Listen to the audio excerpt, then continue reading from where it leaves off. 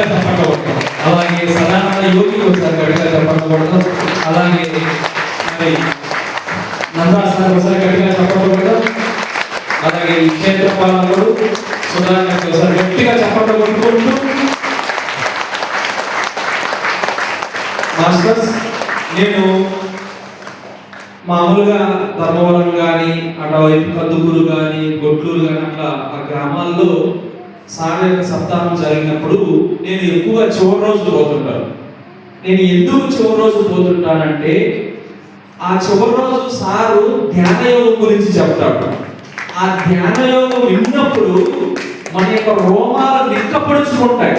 ఎందుకంటే నేను ప్రతిసారి నేను అనుభవిస్తాను. ఆ ఫీలింగ్ కారణం ఏంటంటే మన ధ్యానం యొక్క విశిష్టతను, మనం చేస్తున్న ధ్యానం యొక్క గొప్పతనము, మనం ఎంత గొప్ప స్థితిలో ఉన్నామో నువ్వు చేసే పని నీకు జ్ఞాన రూపంలో తెలిసినప్పుడు అప్పుడు నీకు అంత విశ్వాసం కలుగుతుంది. మిత్రులారా, రేపు మహా అద్భుతంగా ఉంటుంది ధ్యాన యోగము. ఒకసారి గట్టిగా చెప్పడం.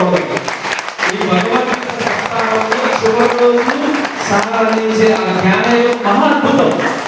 అసలు మనం ఎంత స్థితిలో ఉన్నాము, ఎక్కడ ఉన్నాము, ఎటువంటి మూమెంట్ లో ఉన్నాము, ఎటువంటి గురు పరంపరలో ఉన్నాము అనేది రేపు మీకు తెలుస్తుంది. రేపు మహా అద్భుతంగా ఉంటుంది. దయచేసి నా రిక్వెస్ట్ ఏంటంటే ఈ సరౌండింగ్ ప్రాంతాల్లో ఎవరైనా మీకు తెలిసిన వాళ్ళు ఉంటే, ధ్యానులు ఉంటే, కొత్త వాళ్ళు ఉంటే రేపు దయచేసి ఆహ్వానించండి.